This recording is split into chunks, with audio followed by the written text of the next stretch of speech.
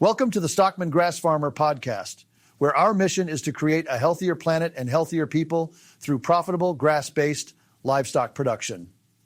We know that grass farming is a 24/7 commitment, and it's not always easy to step away from your work. That's why we've created this podcast for you to listen on your schedule, whenever and wherever you want. Be sure to check the episode notes for links to freebies, special offers, and resources that will help you thrive in your grass-based farming journey. Join our email family to stay connected and follow us on social media for the latest updates. Thanks for being here, and let's dive in. Today's episode is the fourth and final installment of Darren Doherty's Designing Your Landscape series, recorded during SGF's 2024 gathering at Polyface. This session dives deep into advanced agricultural practices, offering strategies to enhance grazing management, soil health, and overall land productivity. Here's what you can expect: Laneway Design and management, innovative fencing techniques, soil health mastery, and pioneering cropping methods, each with several ideas for immediate impact. For those inspired to take your learning further, you can find a link in the episode notes to invest in the complete recording of the SGF 2024 gathering at Polyface. Let's get started. Tune in now as Darren Doherty shares transformative strategies to help you take your grazing and land management to the next level. Thank you for joining us today on the Stockman Grass Farmer podcast. We hope you found Darren Doherty's insights in this final installment of Designing Your Landscape as inspiring and actionable as we did. From Laneway Design to innovative fencing techniques, soil health strategies, and pioneering cropping methods, Darren shared tools and practices that can truly transform your grass-based operation. Remember, the journey doesn't have to stop here. To dive deeper, grab the full recording of the SGF 2024 gathering at Polyface. You'll find the link in the episode notes. It's packed with even more ideas and strategies to elevate your ranch. Don't forget to explore the freebies, special offers, and resources linked in the episode notes. And if you're not already part of our email family, be sure to join so you never miss an update or opportunity to grow your ranch and your profits. Follow us on social media to stay connected, share your success stories, and be part of the grass-based farming community. Then there's how wide your laneways will be. So you've got to accommodate, sorry, this is my poor graphics, but I just used the little Photoshop here. So when you're developing laneways, well, we have a bit of a different attitude to laneways. Often people make a laneway as narrow as they can because they, that's within good reason, I think. Like here at Polyface, the majority of the laneways are, what you've got a pretty small shoulder on either side, or it's probably only a couple of meters or something on either side. We generally will have a bit more because we'll often have water control going on in the gutters, depending on the shape of the road. But also we'll use it as a paddock. So it can become a paddock in itself. So it just depends on how it's all flying. We'll also maybe integrate trees, but when you start to integrate trees in there, that takes a bit of time before the trees can grow, before you can then let livestock in, right? So you've got to contemplate what are the spacings that are required in order to use, your ride-on mower or your zero turn or a brush cutter or whatever until such time as the trees are up, unless you individually guard each tree, right? So there's things to think about, because a lot of people are laneways are, I love laneways. They make livestock movement around the place and the activation of a grazing plan so much easier. I was saying to Joel and Teresa the other night when we arrived, we've got a client in North Queensland who's got 30,000 acres, and they've got laneways and their water pipe. They've got basically a big version of Polyface. Water pipelines up the laneways with hydrants that they can plug their portable water into. They have two people manage 5,000 head because of the laneways. Now, I think you quoted, Joel, you said, was it Alan Nation who said? Stan Parsons, pardon me. What did he say? 1 person to 1,000? Yeah. Now, I assume that's on a fencing layout that's not amenable to having less labour units per head of livestock, right? So, yeah, these things come together. The knots or fasteners discussion. I go to so many places in the world and people don't know how to tie a good fencing knot. And they're one of those things that are really, I think it's a lost art. A lot of people have gone for the $2 gripple. I get that because they're really cool to use, but they're $2 or $3 or whatever they are. Where good fencing knots, such a good thing. The sprung fences and the recycled materials that are out there. Kiwi Tech sell these amazing hyper-extendable springs. But I've got clients who go to the tip or the landfill and go to the trampoline section and get trampoline springs. You know, you can do all of these different things, right? Using drill pipe, as we've got here, using old T-posts, or as we have, star pickets. There's lots of different ways. We almost have a competition amongst Agrarians members who are graziers as to who can use the least posts. Because when you look at the catalogues, they all say, oh, you must put a post every 3 metres or every 6 metres. And we go, no, you don't. And what's the most expensive components to a fence? The posts, right? Yeah. So Kiwi Tech, we've worked with Harry Weir and their family. Is an incredible grazier. So Harry developed a grazing method, which is a variation of Andre Vassan's method of rational grazing. He developed what's called techno grazing, and it doesn't have flashing lights and heart music that affects your heart rate. It's a technological grazing, and so when he developed techno grazing, he then developed all of the machinery that went to actually build it. So it's and I think it's Ken Cove who sell that here in the US. But it's very innovative.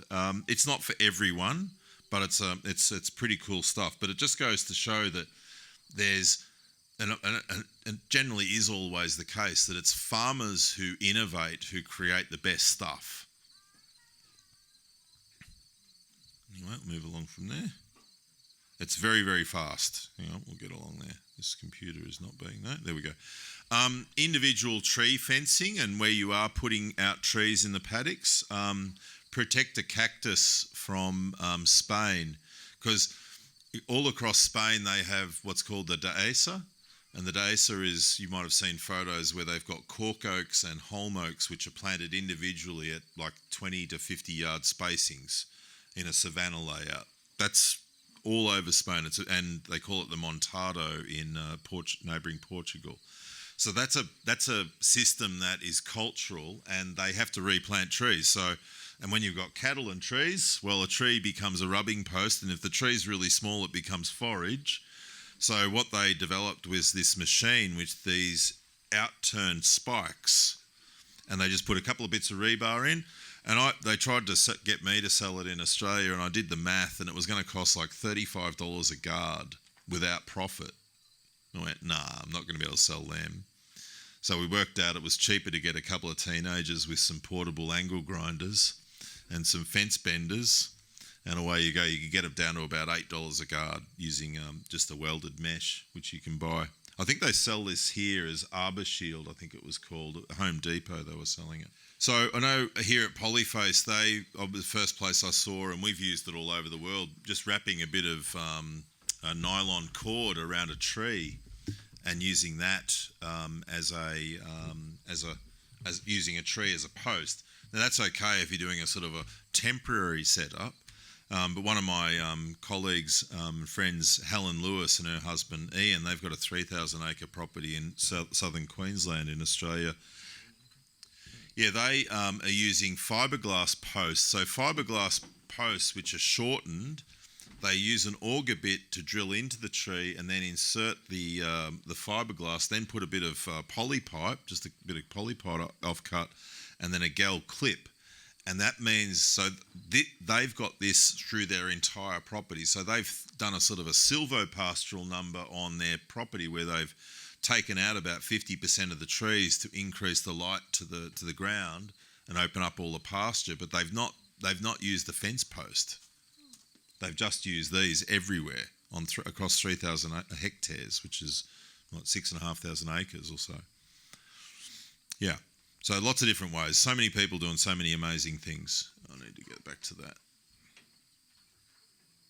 Right, soils. So my little mantra is to make topsoil formation the number one outcome of human habitation. If we were all to do that, then so many of the ills of the world would be removed. If we were all just concentrating on that as something to aim for, to strive for, instead of minding other people's business and all that stuff. For grazing folks, the majority of your efforts as far as soil will be a reflection of some sort of planned or managed grazing. For people who are doing cropping, as we call it, so any annual grain or vegetable or tree crop nutrient program, well then you will have a different program, and that's what we define that as planned cultivation. That's the way we play it. We also use, in the way that we frame this discussion around soils, we use Dr. Christine Jones's 5 ingredients for soil formation as a sort of a guidance, a general guidance, and that is sunlight, air and water. You need access to those 3 things. The water is often the hardest thing. Air, you need to provide air. Now that sounds simple, but you actually need to provide good air flow, and you need to provide good air into the soil itself, right? So how are you doing that? And then sunlight. So that goes to, as we talked about before, if you got too many trees, you might need to cut a few trees down to open up the amount of trees, the amount of light that you've got growing to crops or to pastures and so on. The second of that is biologically available minerals. The third is living organisms on the soil and their byproducts. The fourth is living organisms in the soil and their byproducts, and the fifth is patchy and intermittent disturbance regimes. So if you know, a lot of what is talked about here from Polyface is that you never have the same thing happen in the same place year in, year out, right? You mix it up because that's what nature does. So what we've just talked about there is basically a human way of being able to do what nature does, right? Nature is not vegetarian. It's definitely not vegan. There's always all of the best agroecologies have all of the kingdoms of nature in place. So it's really important. So I know that the context of some people is going to be difficult to have livestock on them, right? So I think some people feel a bit bullied is not the right word, but they feel a bit under pressure sometimes when they move into this space that they have to have livestock. I get that a bit, especially from people who have orchard systems and so on. Now I'll say you can kind of get away with it. A mechanical mouth used at the right time can work. But there's nothing like a real mouth with real saliva and real manure and real urine and all of the rest of it, right?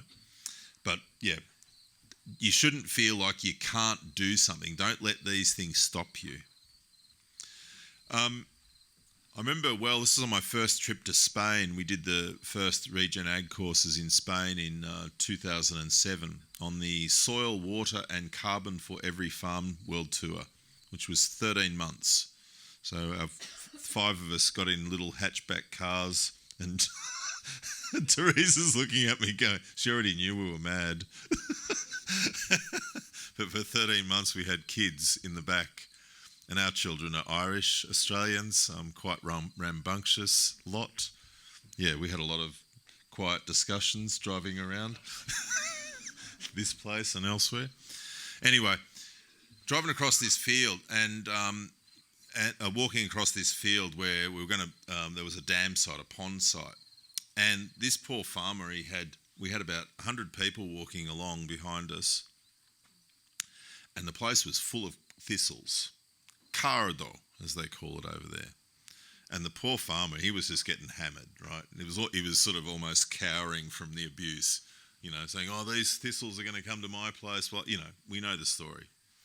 Anyway, needed to do a test pit. So I dug a hole with a backhoe about 3 metres deep, and I got down inside of it, and we just happened to scrape beside one of the roots of one of these thistles, and they live a couple of years, 2 or 3 years, and the root system went down the full depth of the hole, right? And at the bottom, at 3 metres, which is what, 15 feet or so, it was still as thick as that finger. And the most amazing thing, I got out and I took, the soil was a sort of a red soil, and I took from around that, there was a black putty around the edge of the root at 3 metres. And that black putty was where the exudates from the roots had gone out and converted and added to that soil its polysaccharides, which had then been consumed by the soil microlife, which had gone down with that root and converted that into humus. And I said, don't ever abuse a thistle ever again. Right. I don't know, I've used a lot of subsoilers in my life, but I've never seen a subsoiler go 3 metres. I've got this heroic billionaire Georgian client who's got a 560 horsepower tracked Fendt tractor, and he bought a 1.5 metre ripper from California, and he has to use every one of those 560 horsepower to pull this thing and make a horrible mess with it. Told him to sell it as soon as I said, get some thistles, mate. I didn't. But it is incredible. I was searching for the differences between carbon sequestration in prairies or in grasslands and in trees, and I found this paper from 1951 at the University of Wisconsin, and we made a version of the diagram from that paper, and it very clearly highlighted how different trees are or forests are in sequestering carbon to how grasslands are. And it really makes it clear.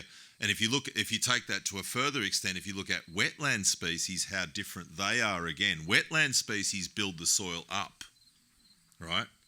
So that's why we clean out. So if you've got a channel inside of a city, they either concrete it, or they come in and clean the cattails out every year, because they know that the cattails will increase the elevation so that the channel won't be there and again, and the town will be an active floodplain again, right? So wetland species. So why has Iowa got some of the best soils in the world? Because it was all a wetland. Central Valley of California, wetland, right? You can go all over the world to the best soils in the world, and they were all wetlands. Huge accumulation of carbon, which all had to be drained in order to work. Grasslands are next on that tier. So the great prairies of this continent, I include Canada in that, parts of Mexico, Australia, all of these places which had perennial prairies, same again.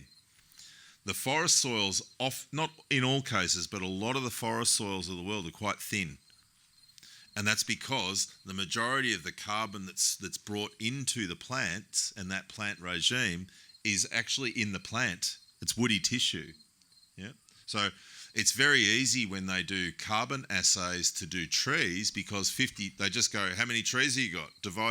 Work out the volume of trees, divide it by half, because about half a tree is carbon, right? So most of the carbon measurement systems use trees as a result. Measuring carbons in soils is not so easy. And there's an arms race, as I call it, to sort of become the first person to work out the cheapest way of measuring soil carbon for all of that stuff. So various methods, like Abe Collins, my old friend from Vermont, and I worked out in about 2008, we counted about 45 methods that we understood or were understood to increase the rates of soil formation, topsoil formation. So there's lots of different choices to make. As graziers, if that's what the majority of you are, then managed grazing is where it starts. But in some cases, you will find you will need a little bit more.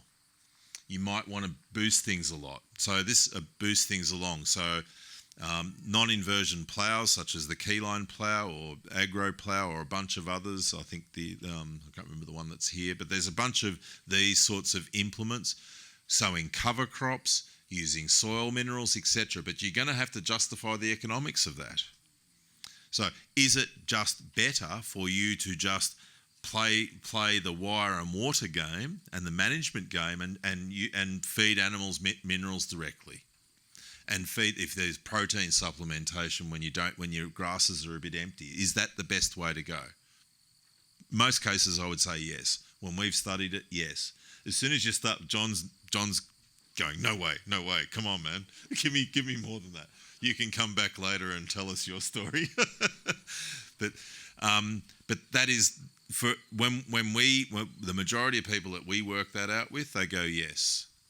But then in some landscapes, in some climates, when we work out the value of putting in cover crops and doing soil minerals and so on, that's the yes, as well as the grazing. So it's kind of like a layering, a set of layered treatments that we're looking at here. You know, the base layer should always be management. And I think that what a lot of us, especially males, get sucked into, we love to develop things, we like to build things, we like to make things, and we like to show off our things that we've built. Come and have a look at my yards. Oh, I've got such a great set of yards. Corrals, I think you call them here. Yeah. Come and see my new fence. Come and see my new dam. Come and see my new truck. Come and see my new bike, right? They're all things, right? Most people don't get excited about, come and see my new management, right? Come and see my new landscape function outcomes. Yeah, mate. Yeah, sure, I'm going to come and see that. Real exciting. But that's how it is. So what we tend to do, unfortunately, to our economic detriment, is we tend to focus on what I call big D development rather than big M management. So there has to be some development, but you're trying to, that's part of this transition, is trying to, when you're moving from one set of practices over to another, it's trying to moderate just how much you spend in development, because development has the higher cost than management. Management's your time. Your time has a cost, and it should be costed in, should be factored in, absolutely. But you've got to be able to modulate that. That's very important. So some of the cropping methods, some of the cropping methods that have been developed, they have a possibility of opening up a lot of land that has been retired from cereal cropping. So when we look at the soil classifications or capability classifications in soil conservation, there's 8 classes. And that's from here in the United States, and that's spread all over the world. So class 1 and 2 landscapes are still the majority of what form about 5% of this nation, and that's the arable area, right? Maybe a bit more than that. Historically, and you still see a bit of this around here, you see corn crops grown on hillsides. Corn was grown on this property at one stage, but because of its land capability, it stopped being able to be growing corn because of the way the corn was grown. So there's some practices coming out of Australia and elsewhere, but I'll focus on the ones at Australia. So there's pasture cropping, which was developed by Colin Seiss. I think you interviewed him recently. Did you not, John? Yeah. So Colin developed a method called pasture cropping, which you might call a version of sod sowing, right? So non-inversion disc or tine drills, drilling directly into grazed pasture. So he will graze the pasture down, thank you, and then he will bring the animals in, then he will then go and sow, and generally dry sow. And that's a very common method. Another method, which was developed about 2 hours away from Colin, completely independently, is no-kill cropping. And it's this is the other agricultural innovation developed by Bruce Maynard. He has a 3,000 hectare property, mixed, mostly sheep and cattle, and agroforestry. He's planted 400,000 trees on his farm, all sorts of layouts. These are called Jamison spirals. So they're spirals of a plant called saltbush, old man saltbush, which is a livestock forage. It grows to about 3 or 4 foot high and about wide, and it can be grazed to 90% every year. So he has these spirals because when he crops, he just continually turns, and then he gets into the middle and then turns back out again. It's exactly the width, the tree or the shrub width is the same width as 2 passes with his combine. Yeah, he's a pretty cool cat. But what he does, which I've got some. So this is him doing his cropping program. So he just drives in with a disc drill and he dry sows. So he sows at the start of the growing season, just before the rains come, with a disc drill, and then doesn't do anything until harvest. So his costs are like $10 an acre. And if it fails, which it can, what does he end up with? More feed. Yeah. And he's got soils which are 1 metre deep after 30 years, which is incredible. So and he grows all manner of crops, as does Colin. So there's some really interesting ways. Now, these sorts of methods start to open up the possibility of growing cereals on landscapes which haven't for a long time, because if you use the traditional methods of cultivation, well, of course you're not going to be able to do it, and you don't want to use no-till, right? Because no-till is ostensibly a herbicide program, right? So, yeah. Okay. And then there's the work of Rodale and Rick Clark. I worked with Rick got Rick to present to the first Regen Ag conference in Ukraine last year that I was one of the organisers of. It was the conference was about how do we reboot Ukrainian agriculture after the war finishes, whenever it does. I mean, one of the most productive places on the planet are just being decimated. It's such a crime. But Rick Clark's doing an amazing job. Have you worked with him at all, John? Yeah, as well.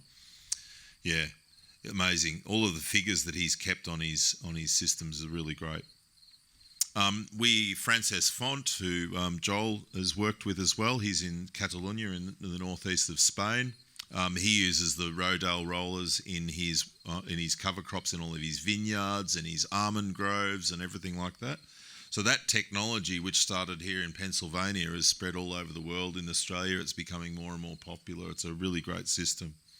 So the idea is, I've even got some people who are clearing land with Rodale rollers, like clearing brush. So the idea is that you go in and roll at anthesis, which is growth stage 65 in a plant. It's just that as a plant is about to flower. And that's when the energy balance of the plant is going from, putting everything into its roots into putting everything into reproduction. It's a point in a plant's life cycle where it's quite vulnerable.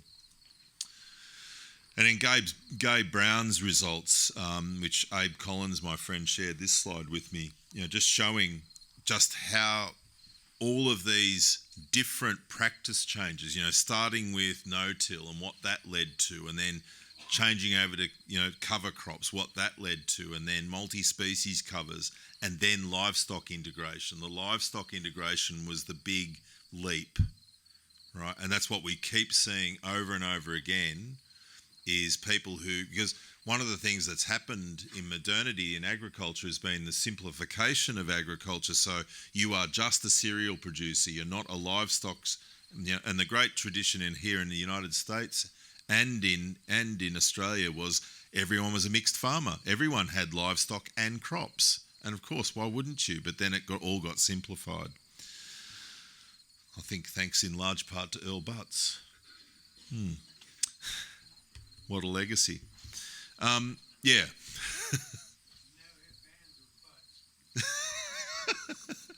Hello, dear Wendy. Look at you. What a lovely smile to see. So the soil changes. I mean, you can look at I could show you all of the mineral charts and all of the rest of it, but a farmer can just look at soil and just look at the photos, and the photos tell you all you need to see, right? And in this case, this is 2 brothers. One brother changed practice, one brother didn't. And they're a fence apart. So these two soil pits are just 20 metres apart. So one's had, this is Colin Seiss and his brother, Joel. So his brother, and this is the thing, you know, Colin's farm and his soils and his profitability and his are going through the roof, and his brother, you know, out of the same womb, won't pay attention to him. Still goes out and uses single super every year, does the same old, what we call dough whacker method. Yeah, good luck to him. And look at his soils. All right, so I think we must be close to done. Yeah, I'll come back to the last couple of layers when I come back. So thank you. If there's any questions that any of you have got, you can either grab me while I'm walking around in between the breaks, or we can catch up in the afternoon session. Thank you. Thanks again for tuning in. And until next time, keep growing, keep grazing, and keep making the planet and your ranch healthier and more profitable. Take care, and see you in the next episode.